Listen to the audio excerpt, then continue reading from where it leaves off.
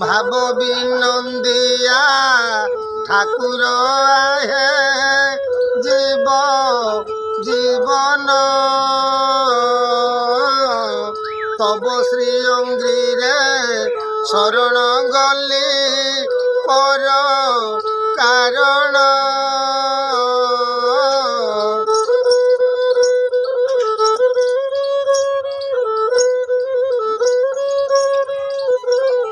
পতিত পাবন